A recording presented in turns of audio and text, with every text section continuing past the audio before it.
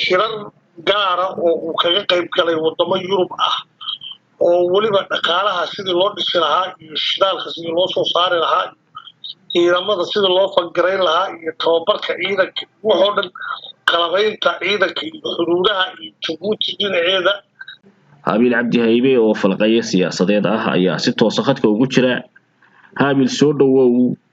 madaxweynihii Somaliland tan iyo markii uu ka soo noqday Israa'iil Somaliland soo muu gaarin meel uu ku sugan yahay oo rasmiyana cid sheegi karta ama si ogi ma jirto inkastoo ilo wareedyadu ay sheegayaan inuu maalinta berri ay iman doono halkee ayuu madaxweynihii haatan ku sugan yahay. Bismillaahir Rahmaanir Rahiim. Somaliland isbedel weyn baa ka dhacay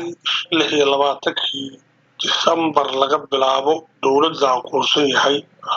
oo waliba deal adag gacanta ku dhigtay weeye. Dawladnimaduna isbedel bay ku samaysaa nidaamka dawliga ah sidaad ka warqabto 35 sanadood Soomaalidu waxay moodayeen in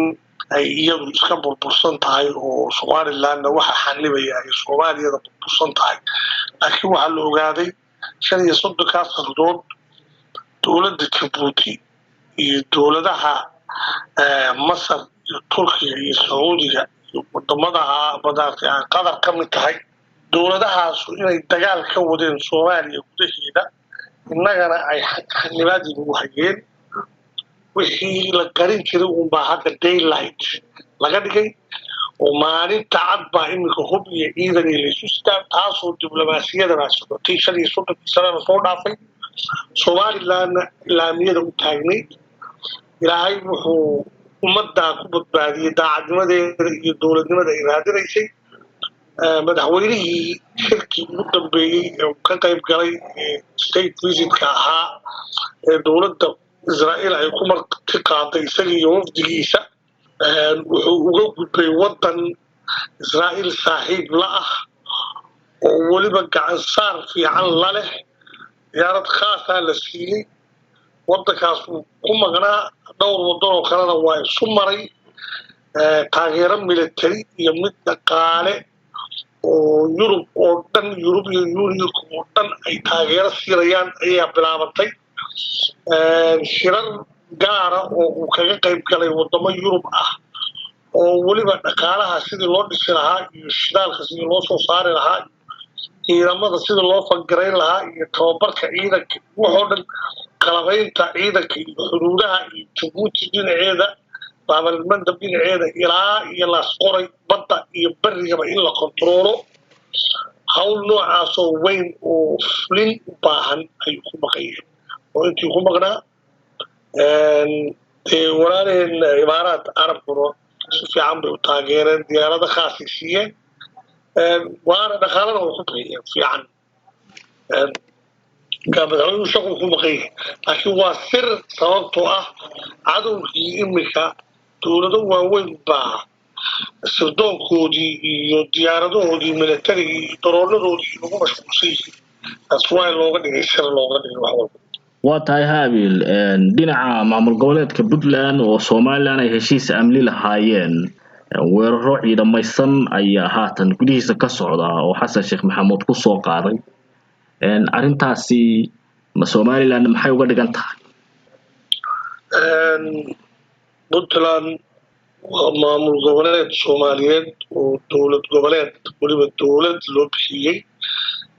kana da'weyn federaalka oo Xasan la waalwaalanayo waqtigu ka dhacay. Somaliland waligeed xiriir fiican bay la lahayd Puntland xilli dhaweyd oo laascaanood ay dabka sureen Xasan Sheekh iyo xukuumaddiisa ayaa olole qabiil laga abaabulay laakiin xukuumaddu shaqa kumay darsanin oo isku dayday inay ka joogsato waxba ku darsan inkastoo olole lagu qaaday xukuumadda meesha ka jirtay laftigeeda dan madaxda ka yahay hadda heshiis military iyo heshiis amni iyo mid isku socod iyo mid siyaasadeed baa ka dhaxeeya Somaliland xitaa heer wuxuu gaarsiisan yahay gaalkacyo ilaa iyo Boosaaso inta u dhaxaysa haddii weerar lagu soo qaado in Somaliland ay difaaca la gasho oo la sugo amniga taasi wax weyn bay u tahay Puntland laakiin hadda waxa lagu soo qaaday weerarka lagu soo qaaday maaha weerar dibadda uga timid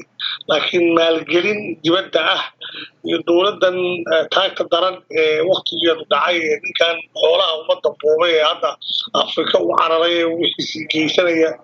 wixii uu qarsaday ummadda ka haday ku qarsanaya wadamada Kenya iyo Tanzania ku qarinay ninkaas olole ku qaaday dowladahan Masar iyo dowladda Turkiga way ku lug leeyihiin olole ballaaran way Djibouti iyo Masar ku lug leeyihiin iyo Turkiga ayaa hadda socda oo in Puntland dagaal laga rido dhinaca Djiboutina ciidanka laga dejiyay in qas lagu abuuro dhinaca galbeed ee Somaliland ujeedada laga leeyahay waxaan oo dhan waxa weeye in counter attack lagu sameeyo Israel iyo isbahaysiga ay la gashay Somaliland taasoo runtii khatar weyn Djibouti ku noqon doonta talaabada hadda la wado Djibouti waxay galaafan doontaa xukuumadda Djibouti Ismaaciil Cumar Geele madaxda haddii xabadi ka qaraxdo galbeedka Somaliland iyadoo la isticmaalayo ciidan Muqdisho ka yimid maalintaas Djibouti bay bilaabtay oo toos la isula gelaya wax ka hortaagan Somaliland Djibouti ma jiraan hadday nabadgelyo ciidan kaga soo galaan dhinaca galbeed Somaliland ka soo galaan loo yacdo ciidankaas waxa lagu dhex dagaalami doonaa magaalada Djibouti ciidanka xagga la geeyay aad u badan 15 kun oo ciidan la doobay oo Somaliland leedahay xagga galbeed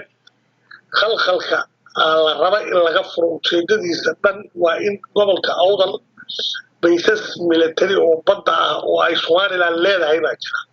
xaggaas loo socdaa Masaari iyo Turkiga waxa ugu dambeyntii dekada Lasqoray iyo dekada Saylac ayaa muhiimad iyo bartilmaameed u ah dawladaha Carbeed ee Soomaaliya iyo Djibouti taageersanaya sidii ayay Somaliland ugu diyaarsan tahay inay difaacdo goobaha istiraatiijiga ah hawsha mar hore la soo xiray Puntland waa kala shaqeysay Somaliland deegaanada bariga dhinaca Puntland xuduudkeeda xiga in ciidanka Puntland oo beel ahaan abaabulad iyo beelaha wasagari inay secure gareeyaan oo aan dhulkaasi cid Muqdisho iyo meelo kale u adeegaysa siyaasadda dibadda ah in aanay meesha soo galin xagga badda Somaliland baa ilaa Boosaaso agteeda ilaa iyo Djibouti xuduudkeeda qaabilsan oo amniga ilaalisa oo badweynta oo dhan baddaas gacanka cadmeed ciidanka Somaliland